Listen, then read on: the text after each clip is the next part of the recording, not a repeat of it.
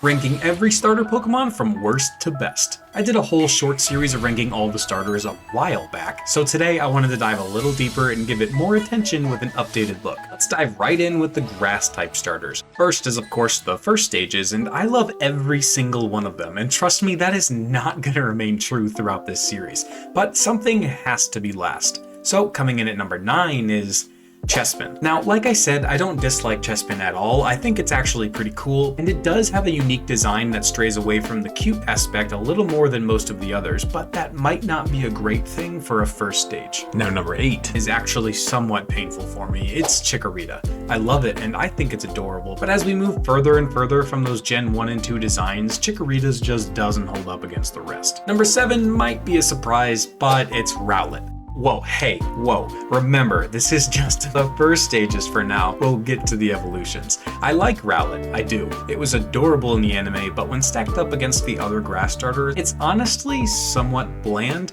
Maybe it's just that soulless stare that just goes right through you. Anyway, number 6 is Snivy. I'm sure that this is still going to anger a lot of the Gen 5 fans out there, but hey, it has improved 3 spots since February. That is impressive. It probably has my recent run of Black and White to thank for that one. If you haven't seen that one, you should. Snivy is pretty cool. I like how much personality it has for sure, but I'm still just not a huge fan of the actual design. Maybe it suffers from the same problem as Chespin and strayed too far from the cute thing for a first stage. Into the top 5 now with number 5, Sprigatittio. It's an adorable little green cat. I don't know what else to say about it. The Gen 9 starters are still very hit or miss for me, but this one is for sure a hit. Number 4 is Grookey. Monkeys have always been one of my favorite animals, and I think that this one was done really well. It's cute, but its personality gives it so much more than that. Running around bonking things with a stick, it honestly reminds me of my toddler son. But yeah, keeping its hair up with the stick is pretty cool too. The top 3 is very difficult for me. I could honestly have these 3 in any of the top spots and be pretty happy with it. But I'm gonna give number 3 to Treeko. It's always been my favorite Hoenn starter, which is saying a lot because that's a stacked trio.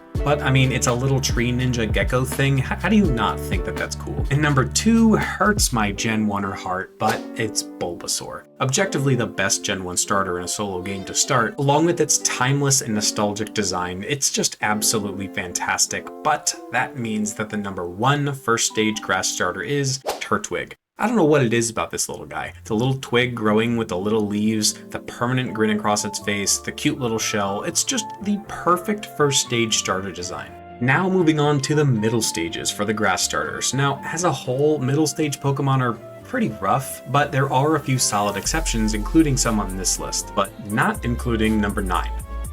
I'm not the typical Chespin line hater, but I think most Pokemon fans can agree on the fact that Quilladin here is just awful. Maybe it's just because it lost all semblance of a neck or like any actual body design other than round with its face blending in. Along with number 8, Grovyle. Oh, how Turtwig has fallen so quickly. I just don't get this design at all, honestly. They just ripped Spike straight out of Land Before Time and put some bushes on its back. Too old of a reference. Number 7, Thwackey isn't all that much better. It once again just doesn't have a neck, and I'm glad it kept the stick and the hair thing, but why did it get lime green all of a sudden, and why is its body just looks misproportioned? Now with number 6, Dartrix, I don't actively dislike it, but it's not great. It's just kind of there. Not bad, not good, and a pretty good bridge between Rowlet and Decidueye, I suppose. And number 5 is Ivysaur. It's not a bad looking Pokemon by any means. It looks really good, but it's just Bulbasaur, slightly angrier, and grew a flower. Finally, with the top 4, I think these are all actually really solid designs, if not just straight up the best Pokemon in their line. Number 4 being Servine. It carried on the cockiness of Snivy and turned it into more of an earned confidence while just making it look bigger and more capable. Well done. Number 3 is Bayleaf, and another design that's just ripped straight out of Land Before Time, and I think this design is absolutely impeccable. It is 100% the best design in that line, for sure. But not quite as good as number 2, Florigato. I genuinely think this Pokemon is awesome. Turned the cute little Sprigatittio into a fierce looking cat ready for battle.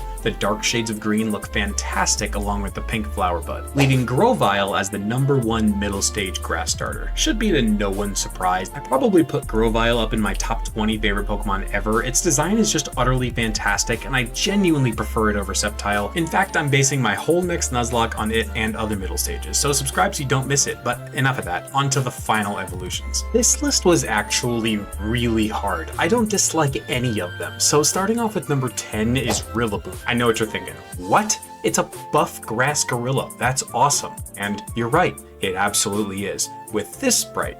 But then, with this, why the drum? I think it ruins an otherwise awesome design. But anyway, number 9 is Chesnaught. I like Chesnaught. It's actually a lot of fun to use in game, and it has an awesome concept. You don't see many starters with defense as the main aspect of its design, but it could have been done a lot better. Something about the proportions just seem off to me. I can't explain it. 8 is Meganium. It's pretty cool, and it's pretty, but that's about all it has going for it, and along with the fact that it's just painful to actually use, I can't justify putting it any higher despite nostalgia. Number 7 is Hisui and Decidueye, and the reason there are 10 instead of 9 here. Giving grass Pokemon fall colors is always a hit, and it's no different here. It looks very cool and is even more fun to use in Legends Arceus, but it doesn't really look like a grass type, at all, so I can't put it any higher. Coming in at 6 is Serperior. I used to hate this Pokemon, if we're being completely honest, but it has grown on me recently. Its design is genuinely awesome. The way it turned from the cocky Snivy to the confident Servine to the downright regal Serperior is honestly really well done, and I like the yellow accents. But number 5 is Torterra. A lot of y'all probably want this to be higher, and I get it. It's really cool. The world turtle with a biome on its back is a great concept for a grass starter, and its design has a lot of awesome aspects to it. I don't dislike it in the slightest, but surprising to even me, not as much as number 4, Meowscarada. I can't speak for everyone, but I think the majority of us wanted Sprigatittio to turn into some fierce grass type Sabertooth or something, but what we got is not even close. However, it totally worked. Keeping it the dark type as a magician is really interesting for sure, and the color scheme is amazing. The dark green pops so much with the light green and pink, and it was just an absolute beast in game. And now for the top 3. This was very hard. I love all 3 of them, but sadly I have to give number 3 to one of my all-time favorites, Venusaur. What is there to say about it that hasn't been said a million times? It's an all-time classic and will always be one of my favorites. I have nothing negative to say about it. However, it just doesn't stand up to number 2, Sceptile. I actually had these two switched during my last list, but I just can't deny it anymore. Sceptile is just so bad.